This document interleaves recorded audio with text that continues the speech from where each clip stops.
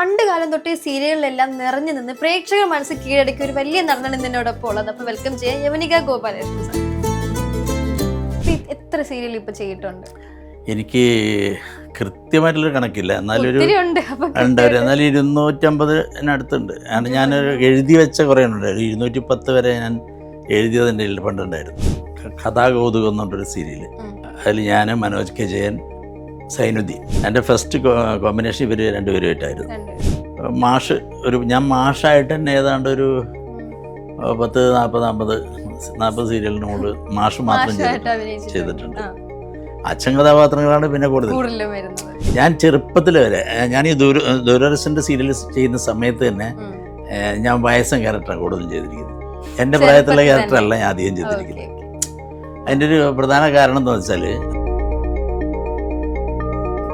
അതുപോലെ ഞാനൊരു പ്രാവശ്യം ഒരു റോഡ് സൈഡിൽ ഇങ്ങനെ എവിടെയെങ്കിലും നിൽക്കുകയാണ്. ഒരു ബൈക്കിൽ ഒരു സ്ത്രീ ഭർത്താവും കൂടിയിട്ട് പോവാണ്. അപ്പം അവരിങ്ങനെ വന്ന് പെട്ടെന്ന് തന്നെ പാസ് ചെയ്തപ്പോൾ ഈ സ്ത്രീ പറയുന്നത് എന്നെ കണ്ടപ്പോഴേ എന്താണ്ടോ കാണിച്ചു. വണ്ടി പാളി അവിടെ ഇങ്ങനെ മെറ്റൽ കൂട്ടിയിട്ടുണ്ടായിരുന്നു. നേരെ ഈ ബൈക്ക് പോയി മെറ്റലിന് മുകളിൽ പോയി. ഞാൻ ഇന്നും രാവിലെ എഴുന്നേറ്റാൽ ആദ്യം നമസ്തേ വിടുന്നത് മമ്മൂക്കയ്ക്കാണ്. പുള്ളി മിക്ക ദിവസങ്ങളിലും തിരിച്ച് ഇങ്ങോട്ടും വിടാറുണ്ട്. അപ്പോൾ ഷൂട്ടിങ്ങിൻ്റെ അന്ന് ഞങ്ങൾ തമ്മിലുള്ള സീൻ വന്നപ്പോൾ മമ്മൂക്കനോട് പറഞ്ഞു, നിങ്ങളതിനകത്ത് എൻ്റെ ചേട്ടനാന്നല്ലേ പറഞ്ഞു. സലീമ ഇങ്ങനെ എൻ്റെ ചേട്ടനാന്നല്ലേ പറഞ്ഞു ചോദിച്ചു. അപ്പോൾ സലീം അത് പുള്ളിക്ക് അത് നെഗറ്റീവ് ക്യാരക്ടറായതുകൊണ്ട് എന്ന് പറഞ്ഞപ്പോൾ സലീം തടിതപ്പി. അപ്പം മമ്മൂക്കനോട് പറഞ്ഞു, അങ്ങനെയൊന്നുമില്ല, ഞാൻ ചെയ്തില്ല നെഗറ്റീവ് ക്യാരക്ടർ. ആർട്ടിസ്റ്റ് എന്ന് പറഞ്ഞാൽ എല്ലാ കഥാപാത്രവും ചെയ്യണം, അതാണ് വേണ്ടത് എന്ന് പറഞ്ഞ് മമ്മൂക്ക് ഒരു ക്ലാസ് എനിക്ക് ഇങ്ങോട്ട് തന്നു. വൈഫ് എപ്പോഴെങ്കിലും പറഞ്ഞിട്ടുണ്ട് സീരിയൽ കണ്ട് ഒരു ഇമോഷണൽ സീൻ കണ്ട് എനിക്ക് വിഷമം തോന്നി ആ സീൻ കണ്ടിട്ടെന്ന് പറഞ്ഞിട്ടുണ്ട് ഈ അച്ഛൻ കഥാപാത്രങ്ങൾ ചെയ്യുമ്പോൾ? ഇപ്പം ഞാനിപ്പോൾ ഈ മധുര നമ്പരക്കാറ്റിൽ ഞാൻ മരിച്ചപ്പോൾ പുള്ളിക്കാരത്തി കണ്ടില്ല, എപ്പിസോഡ് കണ്ടില്ല. പുള്ളിക്കാരത്തി കണ്ടില്ല.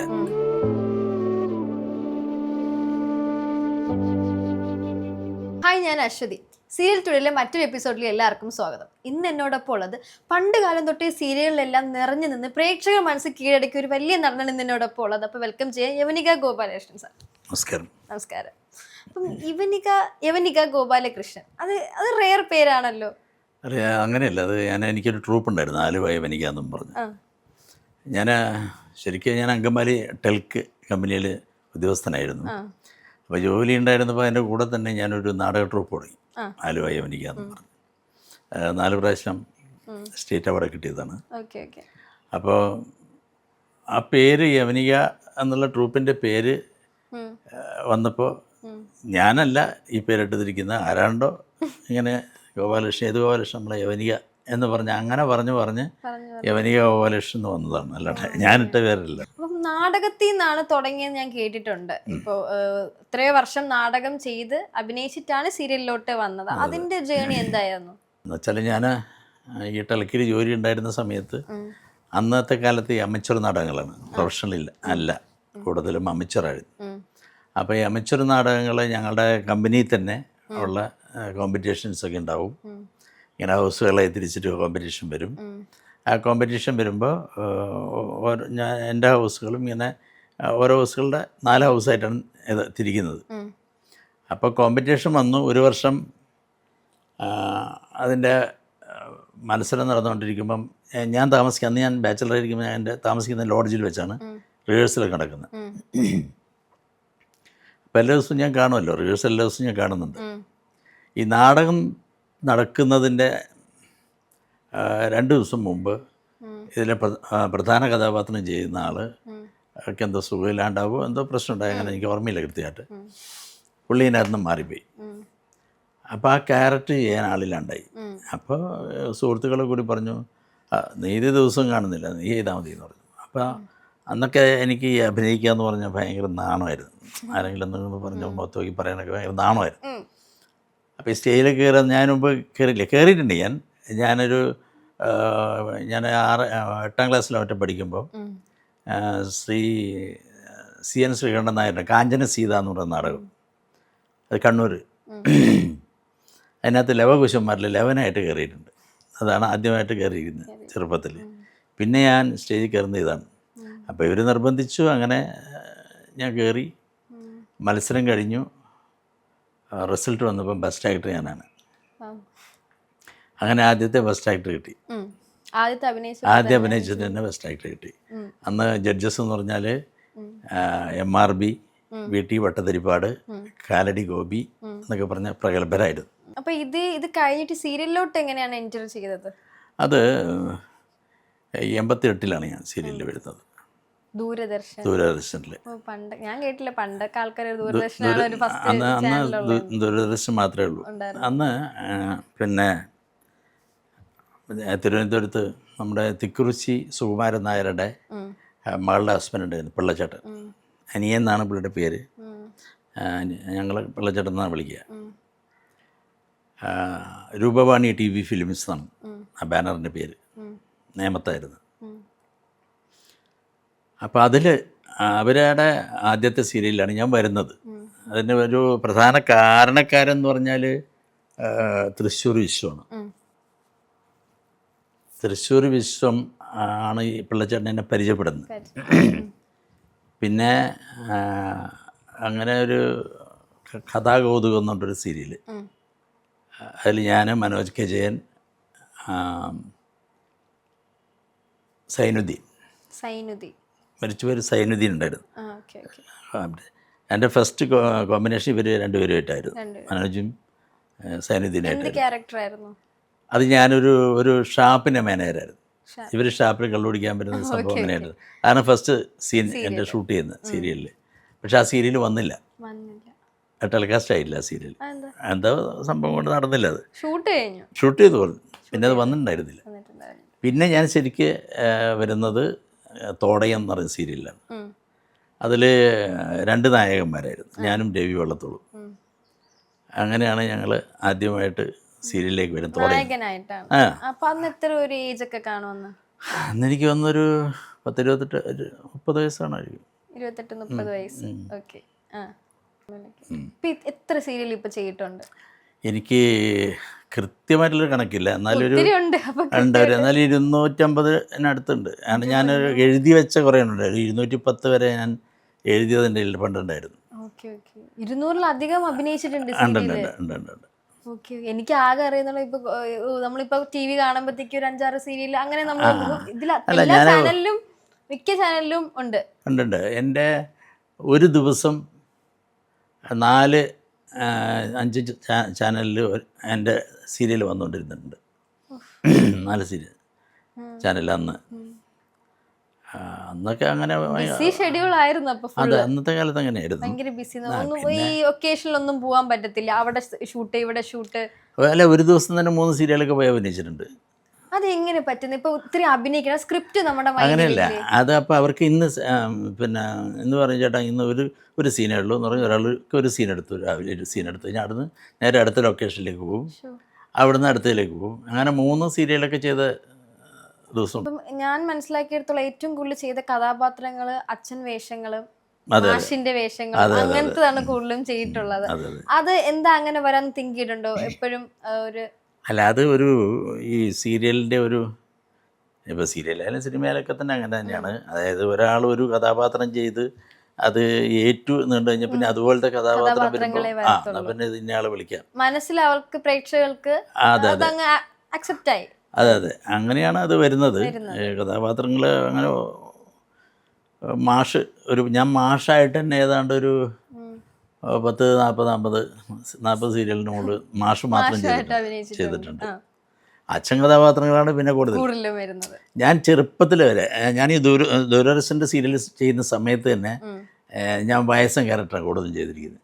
എൻ്റെ പ്രായത്തിലുള്ള ക്യാരക്ടറല്ല ഞാൻ അധികം ചെയ്തിരിക്കുന്നത്. അതിൻ്റെ ഒരു പ്രധാന കാരണം എന്താണെന്ന് വെച്ചാൽ ഈ പറഞ്ഞ പ്രശാന്ത് എന്ന് പറഞ്ഞ ഡയറക്ടറുടെ പടവുകൾ എന്ന് പറഞ്ഞ സീരിയൽ ഉണ്ടായിരുന്നു. അതിനകത്ത് നായകൻ നമ്മുടെ തലൈവാസൽ രവിയില്ലേ, തമിഴിലെ, അദ്ദേഹമാണ് എൻ്റെ നായകനായിട്ടുള്ളത്. അതിനകത്ത് എനിക്ക് വേറൊരു വേഷമാണ് പറഞ്ഞത്. അപ്പോൾ ഒരു ദിവസം രാത്രി 11 മണി ആയിക്കഴിഞ്ഞപ്പോൾ കാണാൻ എന്നെ ഈ ഡയറക്ടർ വിളിക്കുന്നത്. എന്നോട് പറഞ്ഞു, ഗോപാലകൃഷ്ണ നിങ്ങൾ നാളെ രാവിലെ എത്തണം കേട്ടോ സെറ്റിലെ. നമ്മൾ പറഞ്ഞ ക്യാരക്ടർ മാറ്റമുണ്ട്.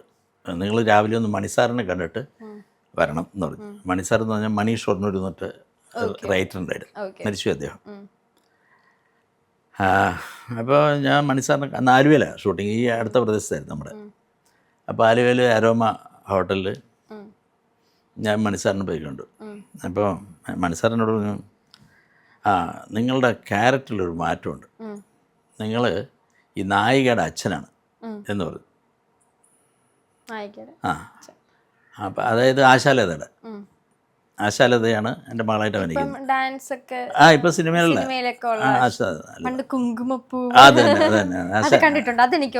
അതന്നെ ആശാലതയാണ് എൻ്റെ മകളായിട്ട് അഭിനയിക്കുന്നത്. പിന്നെ ഉഷയുണ്ടായിരുന്നു. അപ്പം എന്നോട് പറഞ്ഞു, നിങ്ങൾക്ക് നായികയുടെ അച്ഛൻ്റെ ക്യാരക്ടറാണ്, അപ്പം നിങ്ങളൊരു കാര്യം ചെയ്യണം, മീശ എടുക്കണം എന്ന് പറഞ്ഞോട്.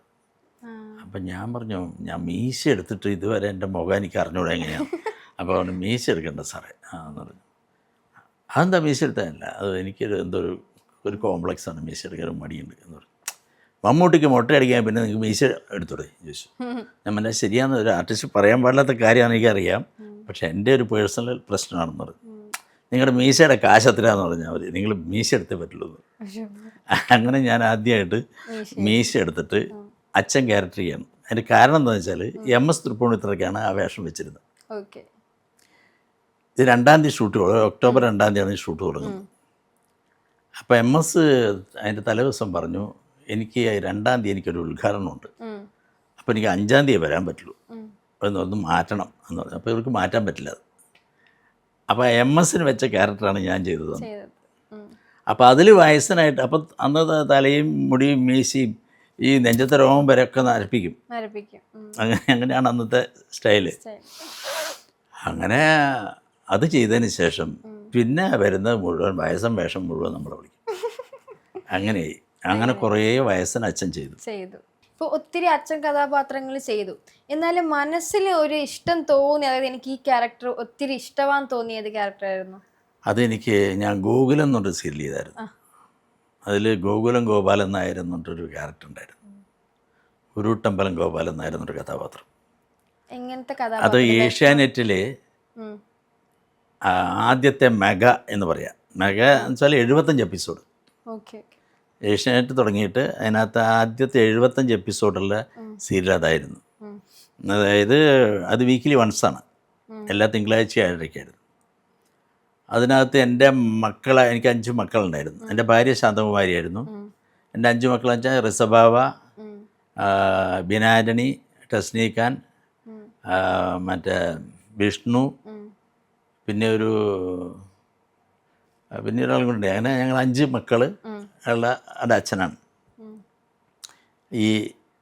ഇയാളുടെ ഒരു സദ്യ ഉണ്ടാക്കുന്ന കുക്കാണ് പുള്ളി, ദഹനക്കാരനാണ് പുള്ളി. ഉരുട്ടമ്പലം ഗോപാലനായിരുന്നു. അങ്ങനത്തെ ഒരു കഥാപാത്രമായിരുന്നു അത്. എനിക്ക് വളരെ ഇഷ്ടപ്പെട്ട കഥാപാത്രമായിരുന്നു. ഒരു കൊണ്ടുപോകാനുണ്ടായിരുന്നു. ഇമോഷണലായിട്ട് ഒരുപാട് കഥാപാത്രങ്ങൾ ചെയ്തു കേട്ടോ. ഇതിപ്പോൾ റീസെൻ്റായിട്ട് ഇപ്പോൾ ചെയ്ത ഈ മധുരതം പരക്കാറ്റ് എന്ന് പറയുന്ന സീരിയൽ സി കേരളത്തിൽ ഇപ്പോൾ ചെയ്തുകൊണ്ടിരിക്കുന്നത്, അത് ഈ പറഞ്ഞ പോലെ എനിക്ക് വളരെ ഒരു ടച്ചിങ് ആയിട്ടുള്ളൊരു കഥാപാത്രമായിരുന്നു. അച്ഛനും മകളും തമ്മിലുള്ളൊരു ഇമോഷൻ ബന്ധം കാണിക്കുന്നൊരു സീരിയലായിരുന്നു അത്. അതിലിപ്പോൾ അച്ഛൻ്റെ ക്യാരക്ടർ എൻ്റെ മരിച്ചു, ഞാൻ എൻ്റെ ക്യാരക്ടർ കഴിഞ്ഞു. അങ്ങനെ വെച്ച് വെച്ചാൽ അറ്റാക്കൊന്നും മരിച്ചു. അല്ലാണ്ട് പ്രായമായവരെ കൊല്ലാൻ വേറെ വകുപ്പില്ലല്ലോ. അല്ല, ഓരോന്നിനും ഓരോ കഥയൊക്കെ ഉണ്ടല്ലോ. ഞാൻ പണ്ട് കാണുമായിരുന്നു. ഇപ്പൊ നമുക്ക് അമ്മൂമ്മയൊക്കെ കാണും. ഇപ്പൊ നമ്മളെ ഓരോ ഓട്ടത്തിന് സമയമില്ല, അപ്പൊ അമ്മൂമ്മയൊക്കെ കാണും. അമ്മൂമ്മയൊക്കെ സീരിയൽ കണ്ടിരുന്ന് കരയും. ഞാൻ പണ്ട് സ്കൂളിൽ നിന്നൊക്കെ വരുമ്പോഴത്തേക്ക് ഓരോ സീരിയൽ കണ്ടിരുന്ന് കരയും. അപ്പൊ അതിൽ ഈ നെഗറ്റീവ് അല്ല. പക്ഷെ എൻ്റെ ഇതിൽ എനിക്ക് ഏറ്റവും പോപ്പുലാരിറ്റി തന്ന സീരിയൽ എന്ന് പറഞ്ഞാൽ സ്ത്രീയാണ്. സ്ത്രീ എന്ന് പറഞ്ഞ സീരിയൽ, അതാണ് ഏഷ്യാനെറ്റിലെ ആദ്യത്തെ മെഗാ സീരിയൽ. സ്ത്രീയിലെ പിന്നെ ചന്ദ്രേട്ടൻ എന്ന് പറഞ്ഞൊരു കഥാപാത്രമുണ്ട്. എന്നെ പലരും ഇപ്പോഴും എൻ്റെ വളരെ അടുത്ത സുഹൃത്തുക്കൾ വരെ എന്നെ ചന്ദ്രേട്ടാന്ന് വിളിക്കുന്നവരുണ്ട് ഇപ്പോഴും.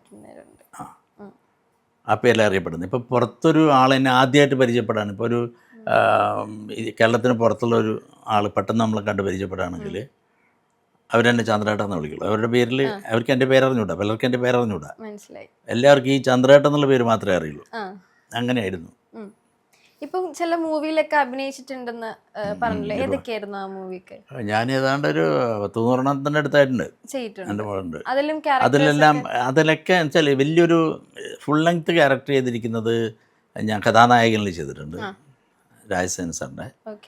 പിന്നെ കുഞ്ഞനന്തൻ്റെ കടയിലാണ് ഞാൻ ഏറ്റവും കൂടുതൽ വേഷം ചെയ്തിരിക്കുന്നത്. മമ്മൂക്കയായിട്ട് ഒരു ക്യാരക്ടറായിരുന്നു അത്. മമ്മൂക്കയുടെ സുഹൃത്തായിട്ടുള്ളൊരു കഥാപാത്രമായിരുന്നു. അത് ഫുൾ ലെങ്ത് ആയിരുന്നു ആ കഥാപാത്രം. അത് സലീം അഹമ്മദ് തന്നെയാണ്, ഡയറക്ടർ സലീം അഹമ്മദ് ആയിരുന്നു. പിന്നെ സലീമിൻ്റെ പത്തേമാരി ചെയ്തു. പിന്നെ മോഹൻലാലിലൂടെ വർണ്ണപ്പ് കിട്ടി ചെയ്തു. അങ്ങനെ കുറേ എല്ലാ ഹിറ്റ് ഐ വി ശശിയുടെ കൂടെയാണ് വർണ്ണപ്പ് കിട്ടിയത്. അങ്ങനെ മലയാളത്തിൽ ഐ വി ശശി, രാജസേനൻ, സത്യൻ അന്തിക്കാട്, അങ്ങനത്തെ ഹിറ്റ് ഡയറക്ടേഴ്സിൻ്റെ കൂടെയൊക്കെ ചെയ്തിട്ടുണ്ട്. ഇപ്പോൾ മോനാണല്ലോ ഉള്ളത്. അതെ, എനിക്ക് 2 മക്കളാണ്. വൈഫിന് 2 മക്കൾ, മകനുണ്ട്. മകൻ്റെ പേര് ജിനു എന്നാണ്. മകനൊരു നടനാണ്. നടൻ എന്ന് പറഞ്ഞാൽ കുവൈറ്റിലെ മലയാളികൾക്കിടയിൽ പുള്ളി ഒരു അറിയപ്പെടുന്നൊരു നടനാണ്. ജിനു വൈക്കത്ത് എന്നാണ് പുള്ളി അറിയപ്പെടുന്നത്. AG ടാക്കീസ് എന്നിട്ട് പുള്ളിക്ക് ഒരു പ്രൊഡക്ഷൻ കമ്പനിയുണ്ട് അവിടെ. കുറേ ഷോർട്ട് ഫിലിംസ് പുള്ളി ചെയ്തിട്ടുണ്ടായിരുന്നു. അത് ഏതാണ്ട് ഒരു 6-7 ഷോർട്ട് ഫിലിംസ് ഇവിടെ കേരളത്തിൽ നമ്മുടെ പല ഇതിനൊക്കെ കോമ്പറ്റീഷനൊക്കെ അയച്ചിട്ട് ബെസ്റ്റ് ആക്ടർ കിട്ടിയിട്ടുണ്ട്. എന്നിട്ട് ഇതൊക്കെ ഞാനാണ് പോയി വാങ്ങിക്കുന്നത്. മകൻ്റെ അവാർഡുകളൊക്കെ പോയി വാങ്ങിക്കുന്നത് ഞാനാണ്. അവിടെയല്ലേ, അതുകൊണ്ട് അവാർഡൊക്കെ ഞാനാണ് പോയി വാങ്ങിക്കുക. അങ്ങനെ 5-6 സ്ഥലത്ത് പുള്ളിക്ക് ബെസ്റ്റ് ആക്ടർ കിട്ടിയിട്ടുണ്ട്.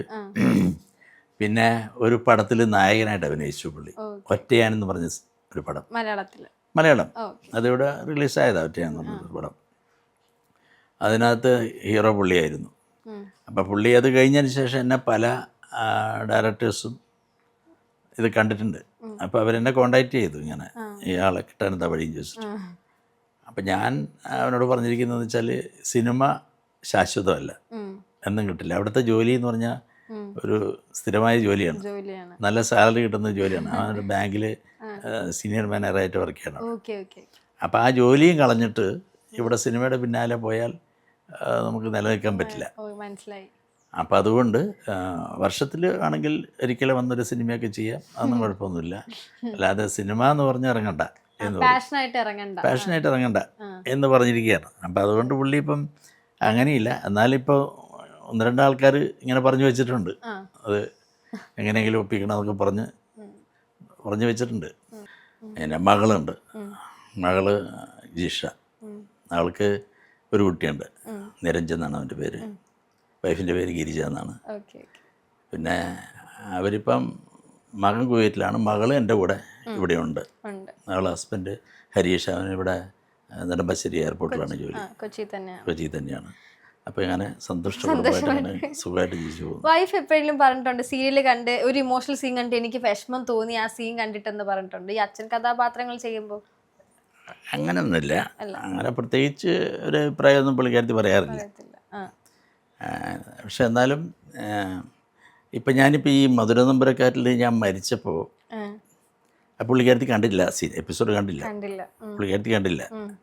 പക്ഷേ പുള്ളിക്കാരത്തിയുടെ സുഹൃത്തുക്കളൊക്കെ കാണുമ്പോൾ അയ്യോ നല്ല സഹിക്കാൻ പറ്റില്ലായിരുന്നു കേട്ടോ, ഞങ്ങൾക്ക് കാണാൻ പറ്റില്ലായിരുന്നു എന്നൊക്കെ പറയുമ്പോൾ പുള്ളിക്കാരത്തിക്ക് അത് ഫീൽ ചെയ്തിരുന്നു.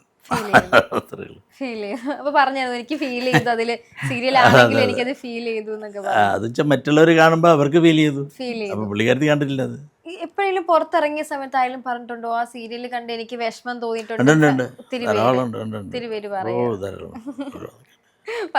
എന്റെ അമ്മു പണ്ട് സീരിയലിൽ നെഗറ്റീവ് റോൾസ് കാണുന്ന സമയത്ത് ആ നെഗറ്റീവ് റോളിന് നേരിട്ട് കാണുമ്പോൾ അവര് പാവമായിരിക്കും, പക്ഷെ എന്റെ അമ്മുമ്മ അയ്യോ അവര് ഒരു ഇങ്ങനെയാണ് എന്ന് വിചാരിച്ചിട്ട് അവരെ കുറ്റം പറയുന്ന ഒരു സ്വഭാവം ഉണ്ടായിരുന്നു. അതുണ്ട്. അതുപോലെ ആൾക്കാരുടെ ക്യാരക്ടർ അത്രയും മൈൻഡിൽ വന്നുകൊണ്ടാണ് ഇപ്പം ഈ ചന്ദ്രേട്ടൻ എന്ന് പറഞ്ഞ കഥാപാത്രം വന്നിട്ട് എനിക്ക് കുറേ അനുഭവങ്ങളുണ്ടായിട്ട് കേട്ടോ, പറയാൻ പറ്റില്ല. ബഹദൂർക്ക എന്നെ പ്രാവശ്യം എൻ്റെ ജീവിതത്തിൽ എനിക്ക് കിട്ടിയിരിക്കുന്ന ഏറ്റവും വലിയൊരു അവാർഡ് എന്ന് പറഞ്ഞാൽ അതാണ്. അതായത് ഈ കാനാടി ചാത്തൻ്റെ അവിടെ ഒരു ഞങ്ങൾക്ക് സ്ത്രീയിലെ എല്ലാ ആർട്ടിസ്റ്റുകളും കൂടി ഒരു സ്വീകരണം ഉണ്ടായിരുന്നു. അപ്പം ഞങ്ങളെല്ലാവരും കൂടി ഇവിടുന്ന് സ്ത്രീയിലെ എല്ലാ ആർട്ടിസ്റ്റും കൂടി ഒരു ബസ്സിനാണ് ഞങ്ങളെ അങ്ങോട്ട് കൊണ്ടുപോയത്. ഞങ്ങളവിടെ ചെല്ലുമ്പോഴത്തേന് ബഹദൂറൊക്കെ അന്ന് സ്റ്റേജിൽ നേരത്തെ വന്നിട്ടിരിപ്പുണ്ട് സ്റ്റേജിൽ. ഞാൻ കയറി ചെല്ലുമ്പം ഇദ്ദേഹം അവിടുന്ന് ചാടി എഴുന്നേറ്റിട്ട് എന്നെ ഇങ്ങനെ പിടിച്ചിട്ട് ഞാൻ അങ്ങയുടെ ഒരു ആരാധകനാണെന്ന് പറഞ്ഞു. സത്യം പറഞ്ഞാൽ എൻ്റെ ജീവിതത്തിൽ എനിക്ക് കിട്ടിയ ഏറ്റവും വലിയൊരു അവാർഡ് അതാണ്. പുള്ളി അത് സീരിയൽ സ്ഥിരമായിട്ട് കാണുമായിരുന്നു. ആ സീരിയൽ എല്ലാവരും കാണുകയും. അപ്പം അതുപോലെ തന്നെ ചില കോമഡി രംഗങ്ങളുണ്ടായിട്ടുണ്ട്. വേറൊന്നുമല്ല, ഞാനൊരു പ്രാവശ്യം ട്രെയിനിൽ പോകുമ്പോൾ തിരൂർ പരപ്പനങ്ങാടി എത്തിയപ്പം ഒരു മിലിറ്ററിയിൽ നിന്ന് വന്ന ആൾ ലീവ് കഴിഞ്ഞ് പോവാണ്. അപ്പോൾ വണ്ടി ഇങ്ങനെ നിർത്തപ്പം അവരെ ഭാര്യയും അമ്മയൊക്കെ ഉണ്ട് കൂടെ. അപ്പോൾ ഇവർ ഭയങ്കര കരച്ചിലാണ് അവിടെ. ഇയാളെ യാത്രയേക്കാനുള്ള കരച്ചിലാണല്ലോ. ഇത് കരഞ്ഞുകൊണ്ടിരിക്കുമ്പോൾ ഈ ഭാര്യ എന്നെ പെട്ടെന്ന് കണ്ടപ്പോൾ ഈ കരഞ്ഞുകൊണ്ടിരിക്കും ചന്ദ്രേട്ടൻ എന്ന് പറഞ്ഞ് പെട്ടെന്ന് സത്യം പറഞ്ഞ് ഞാൻ ചിരിച്ചു പോയി എന്നല്ല. അവർ ഭയങ്കരമായിട്ട് കരയുന്ന സ്ത്രീ പെട്ടെന്ന് നമ്മളെ കണ്ടപ്പോൾ ഇവർക്ക് ക്യാരക്ടറിനാണ് അവർ കണ്ടത്. അതുപോലെ ഞാനൊരു പ്രാവശ്യം ഒരു റോഡ് സൈഡിൽ ഇങ്ങനെ എവിടെയെങ്കിലും നിൽക്കുകയാണ്. അപ്പോൾ ഒരു ബൈക്കിൽ ഒരു സ്ത്രീ ഭർത്താവും കൂടിയിട്ട് പോവാണ്. അപ്പോൾ അവരിങ്ങനെ വന്ന് പെട്ടെന്ന് എന്നെ പാസ് ചെയ്തപ്പോൾ ഈ സ്ത്രീ പറയുന്നത് എന്നെ കണ്ടപ്പോഴേ അയ്യോ എന്താണ്ടോ കാണിച്ചു. വണ്ടി പാളി അവിടെ ഇങ്ങനെ മെറ്റൽ കൂട്ടിയിട്ടുണ്ടായിരുന്നു. നേരെ ഈ ബൈക്ക് പോയി മെറ്റലിന് മുകളിൽ വീണു.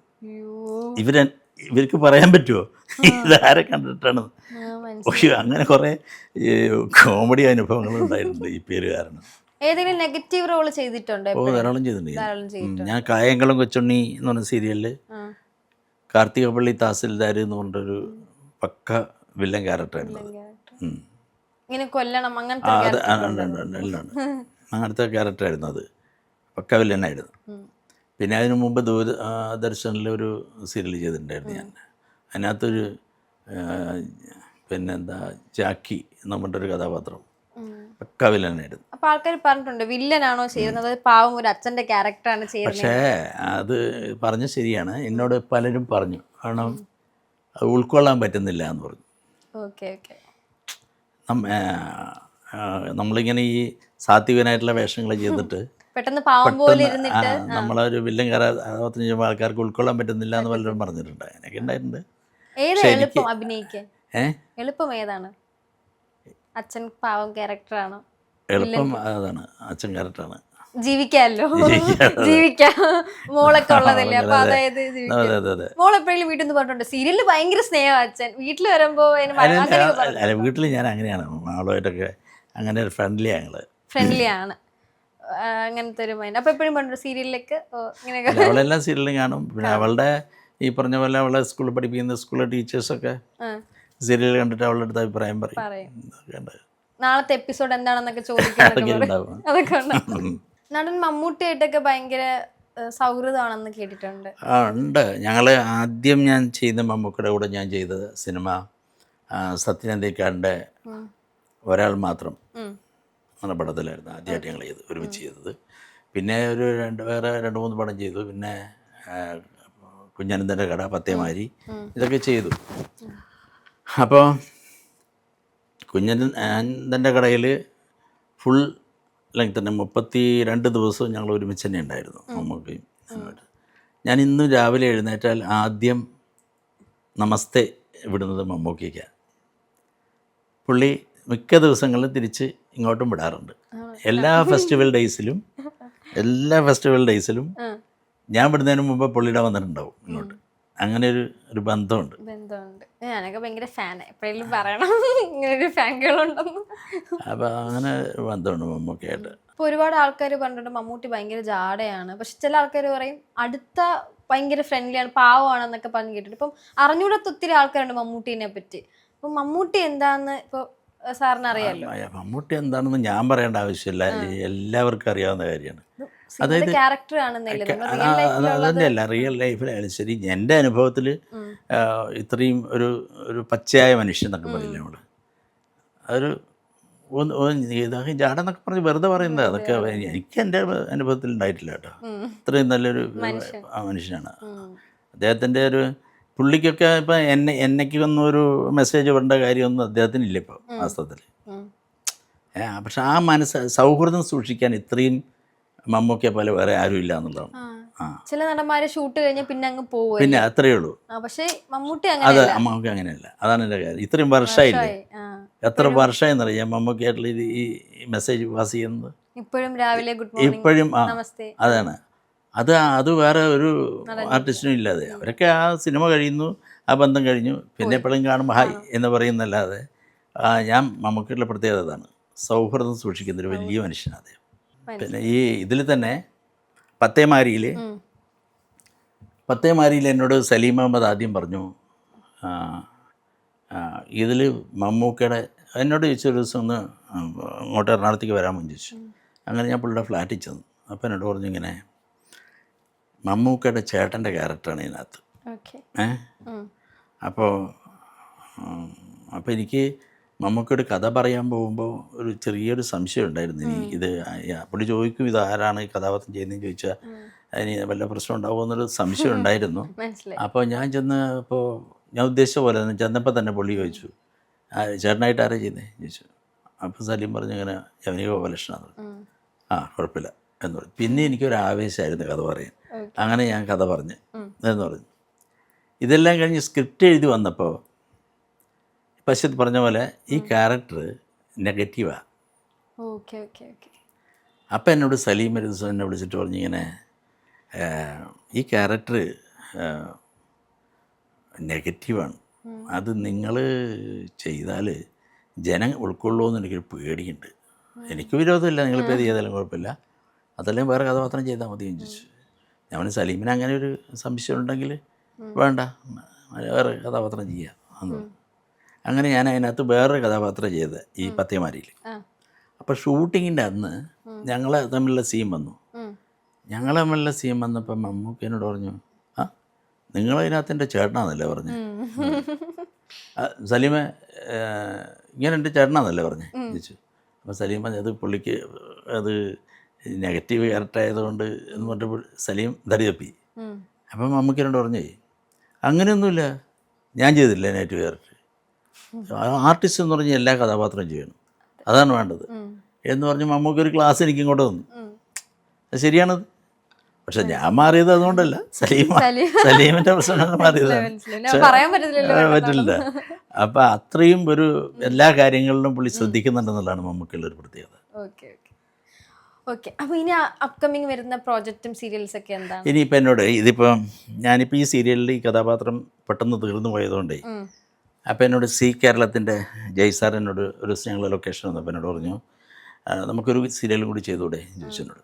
അപ്പം ഞാൻ പറഞ്ഞു ഞാൻ ഒരു സമയത്ത് ഒരു സീരിയലേ ഇപ്പോൾ ചെയ്യാറുള്ളൂ. പണ്ടിങ്ങനെ ഓടി നടന്ന് ചെയ്തിട്ടുണ്ടെങ്കിലും ഇപ്പോൾ ഒരു സീരിയലേ ചെയ്തു, വേറൊന്നും കൊണ്ടല്ല, മറ്റുള്ളവർക്ക് ഞാൻ കാരണം ബുദ്ധിമുട്ടുണ്ടാവരുതെന്ന് കരുതി മാത്രമാണ്.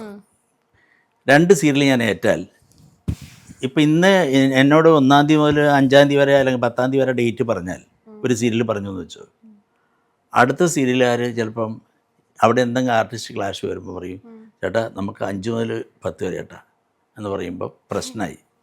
മനസ്സിലായി. ഇതിന് ടെൻഷൻ അനുഭവിക്കുന്ന ആർട്ടിസ്റ്റാണ്. അപ്പോൾ ആ ഒരു ബുദ്ധിമുട്ട് വേണ്ടാന്ന് എഴുതിയിട്ട് ഞാനൊരു തീരുമാനം എടുത്തു, ഇനി ഒരു സമയത്ത് ഒരു സീരിയൽ മാത്രം ചെയ്യാം, അത് മതി. നമുക്ക് വലിയ കോടീശ്വരനോടൊന്നും താല്പര്യമൊന്നുമില്ല, നമുക്ക് ഈ പറഞ്ഞ ആർത്തിയൊന്നുമില്ല, നമുക്ക് കിട്ടുന്നതുകൊണ്ട് ഭംഗിയായിട്ട് ജീവിച്ചു പോകും, അത്രയേ ഉള്ളൂ. അതുകൊണ്ട് ഇപ്പം ഒരു സീരിയലേ ചെയ്യാറുള്ളൂ. അപ്പോൾ ഈ സീരിയലിൻ്റെ സെറ്റിൽ നമ്മൾ ഇങ്ങനെ ജയ്സാർ എന്നോട് പറഞ്ഞു ഇങ്ങനെ ഒരു സീരിയലോട് ചെയ്തോടെയും ചോദിച്ചു. ഞാൻ പറഞ്ഞു ചെയ്യാം സാറേ. അപ്പം അങ്ങനെയാണ് സി കേരളത്തിൻ്റെ നമുക്ക് അടുത്ത ഇതിൽ ചെയ്യാമെന്ന്. അങ്ങനെ പുതിയൊരെണ്ണം കമ്മിറ്റ് ചെയ്തിട്ടുണ്ട്. അതിൻ്റെ മോക്ക് ഷൂട്ട് കഴിഞ്ഞു. അത് കഴിഞ്ഞ 15-ാം തീയതി ഷൂട്ട് തുടങ്ങേണ്ടതാണ്. അപ്പോൾ അതെന്തോ കാരണം കൊണ്ട് ഇങ്ങനെ നീണ്ടുപോയി. അപ്പോൾ ഇപ്പം കഴിഞ്ഞ ദിവസം വിളിച്ചപ്പോൾ പറഞ്ഞ് 2 ആഴ്ചക്കുള്ളിൽ തുടങ്ങും നമ്മൾ. അപ്പം അങ്ങനെ ഒക്കെ പോകുന്നു. അപ്പോൾ ഇനി ഒത്തിരി ചെയ്തു, ഇത്രയും സീരിയൽ ചെയ്ത ഒരു വലിയൊരു ആർട്ടിസ്റ്റിന് ഞാൻ ഇൻ്റർവ്യൂ എടുക്കുന്നത് എനിക്ക് വലിയൊരു കാര്യം. കാരണം എൻ്റെ അമ്മയൊക്കെ ഭയങ്കര ഫാൻസാണ് ഈ സീരിയലായിട്ട്. അവരൊന്നും അങ്ങനെ നേരിട്ട് കാണാറില്ലല്ലോ, ഇങ്ങനത്തെ സീരിയലാണെന്നല്ലോ, ഡയറക്റ്റ് കാണില്ല. അപ്പോൾ അമ്മമ്മയെ വിളിച്ച് പറയുമ്പോൾ അമ്മയ്ക്ക് ഒത്തിരി സന്തോഷമാണ്. ഇത്രയും വലിയ ആൾക്കാർക്ക് ഇന്റർവ്യൂ ഒക്കെ എടുക്കുക എന്ന് പറയുമ്പോൾ അവർക്ക് ഭയങ്കര സന്തോഷം. സിനിമയെ കാട്ടി അവർക്ക് സീരിയലാണ് കൂടുതലും കാണുന്നത്. ഞാൻ എൻ്റെ സ്വന്തം സ്ഥലം കണ്ണൂരാണ് കേട്ടോ. കണ്ണൂരാ. ഞാൻ കണ്ണൂർക്കാരനാണ് ശരിക്കും. ഓക്കെ, ഞാനിപ്പം ആലുവയിൽ സെറ്റിൽ ചെയ്തെന്ന് മാത്രം. സെറ്റിൽഡ് ആണ്. ഈ ജോലികൾ കൊണ്ട് ഇങ്ങനെ അങ്കമാലി ജോലികൾ കൊണ്ട് വന്ന് ഇവിടെ സെറ്റിൽ ചെയ്തെന്ന് മാത്രമേ ഉള്ളൂ. ഇനി ഒത്തിരി ഒത്തിരി ഇന്റർവ്യൂസ് ഒക്കെ പോട്ടെ. ഇപ്പൊ 200 ഏതെങ്കിലും ഇനി 300 400 ഒക്കെ പോട്ടെ. അപ്പൊ എനിക്ക് ഭയങ്കര സന്തോഷമുണ്ട് ഇത്രയും വലിയൊരു ആളുടെ ഇന്റർവ്യൂ. സന്തോഷം. Thank you so much.